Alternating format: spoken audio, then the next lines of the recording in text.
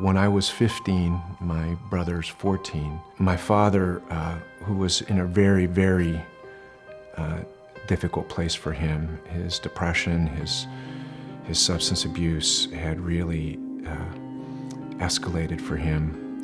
And one Saturday morning, he reached out to us. He was trying to get us to come to his apartment and to lure us there. He was waiting with a rifle.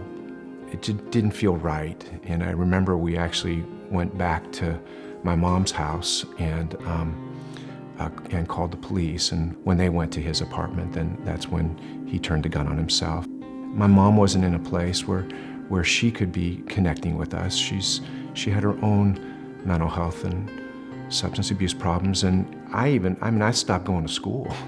I hardly attended class in my sophomore year. No one came and got me. They just knew I was that guy, that kid with that family, and they just left me alone. They're afraid of saying the wrong thing, so they don't say anything. And at the time when we need them to say something the most, and really we don't need them to say anything specific, we just need them to be there.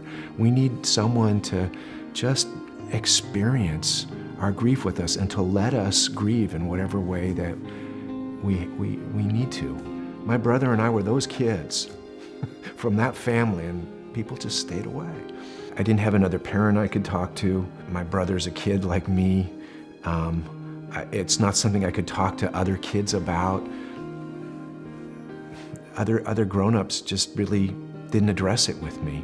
What's been so powerful about the grief counseling program is that it just allows people to grieve in the way that they want to, in the way that they need to. Not to feel shameful about it, and even more than just accepting it, knowing that it's a good and healthy and important part of being a person. I think when we're survivors of someone's suicide, it's even more complicated. There's loss and guilt and fear and anger and so many other kinds of powerful, powerful feelings. And I think that's been a very powerful part of the grief counseling experience, is for those of us who are survivors, is to not own our loved one's suicide, and then we can just own our grief. Just to have someone who would listen and help me find my voice and help me begin to unscramble my feelings about this very difficult situation, and then go on and figure out how to grow up from here. It was really important, and I think the crisis centers influenced that.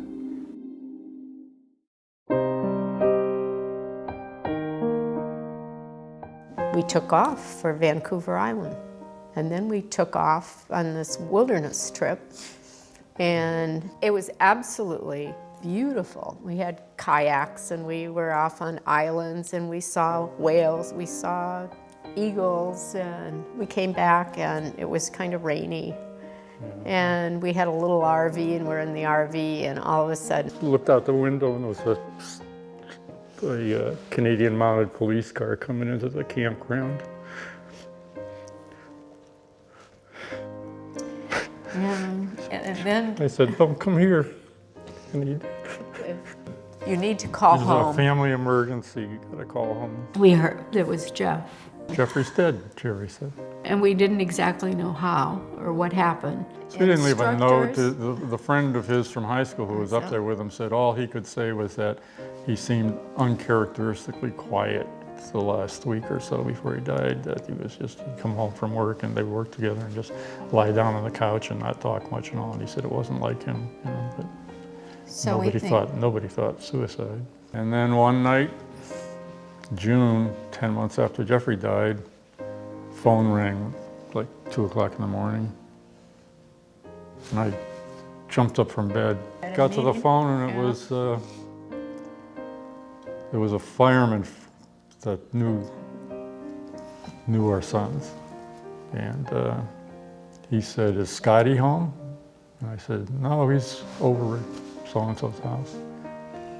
He said, "Well, there's been an accident. I think it might be Scotty."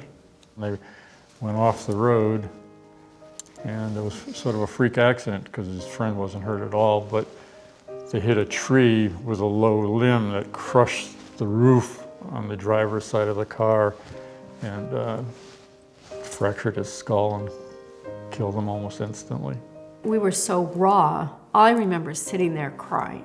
People could not understand, how do you get out of the bed in the morning and put one foot on, in front of the other? I think the crisis center here, just walking in through the door, it made you feel like this is a very safe place. You met with other people, you could say whatever you wanted, and nobody's going to judge you. And so you do open up, and people would open up. And that, I think that was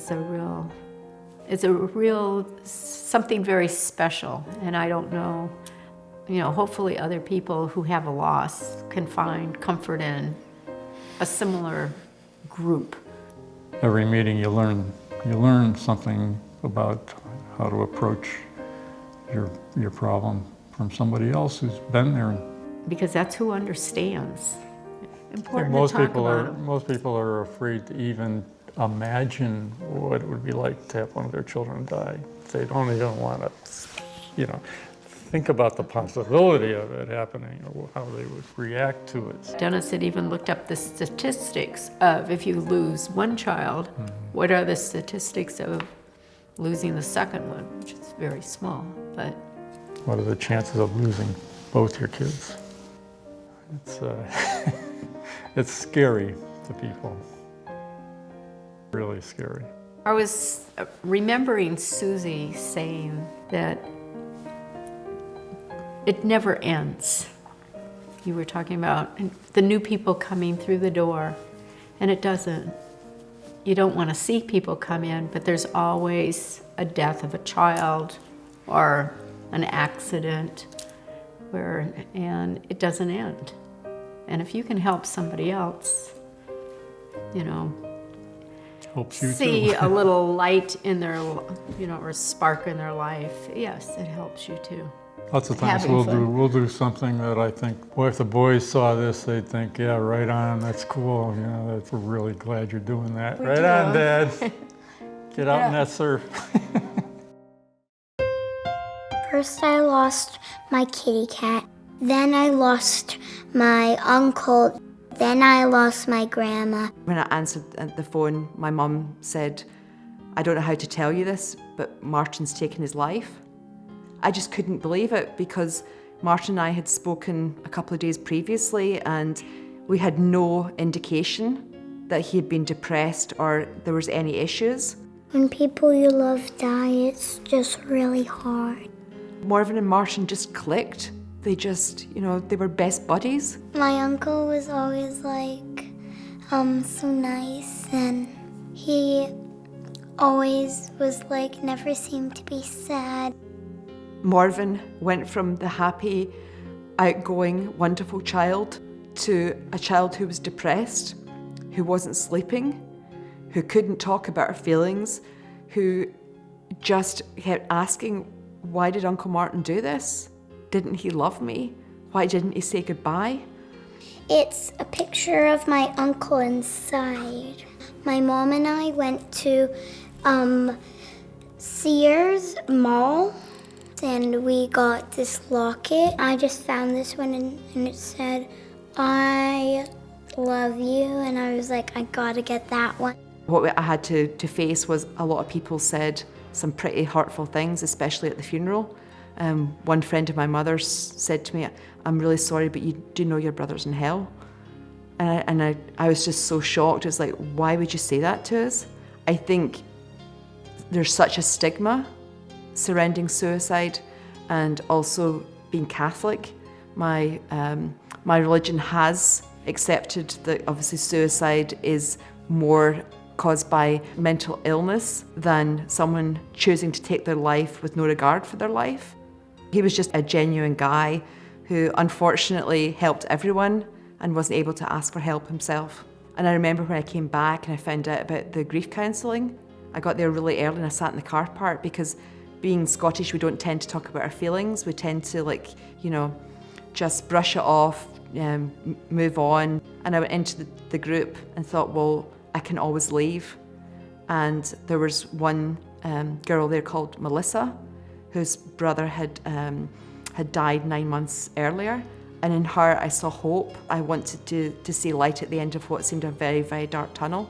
There was a group counselling session for children, or there was individual counselling for children. So Marvin and I spoke about it. Would you like to go and speak with a group with other children?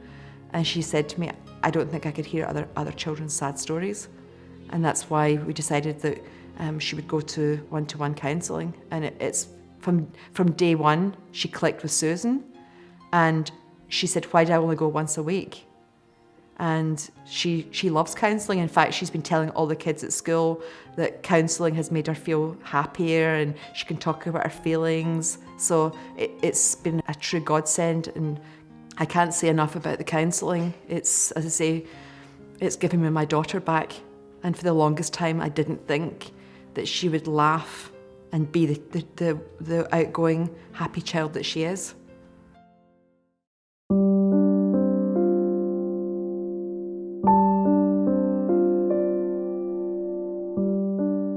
Oh my God, my dad was 6'5", over 300 pounds of just sheer muscle, and he never worked out a day in his life. In a matter of 6 weeks, my dad went to being perfectly fit and healthy to being emaciated. And he was so bad that he couldn't even hold his head up by himself. When my dad first got sick, I was 24 and I was just stopped in my tracks.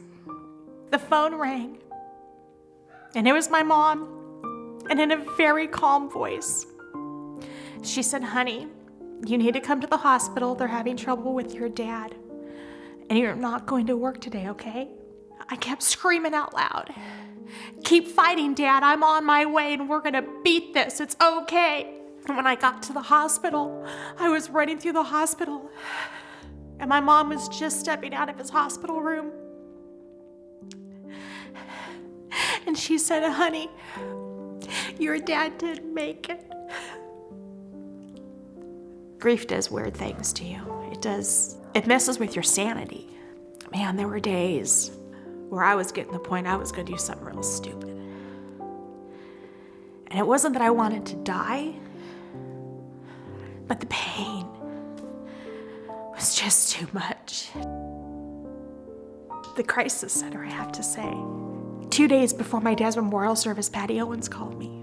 She said, honey, I didn't know your dad, but I know you and I love you, and I'm gonna be there at his services to support you. If it weren't for my one-on-one sessions and even the group, I wouldn't be here.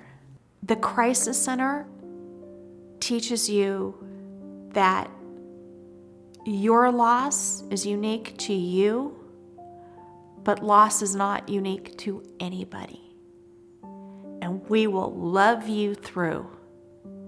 The Crisis Center gives you the tools to process, and when they give you those tools, it's not just so that you can process, it's to help all the people around you process, to let them know it's okay to cry. You're not gonna bring up a bad memory of my dad. The Crisis Center absolutely saves lives, and they do it with great compassion, without judgment, with a tremendous amount of love. If the Crisis Center wasn't in our community, well, you're looking at somebody who wouldn't be alive right now. The Crisis Center helps you once they get you through your process, because you can't deal with everybody else until you deal with you. And I had to learn that because I never deal with me. I'm always taking care of everyone else around me. And the Crisis Center taught me, no, you matter. You matter. How are you doing today?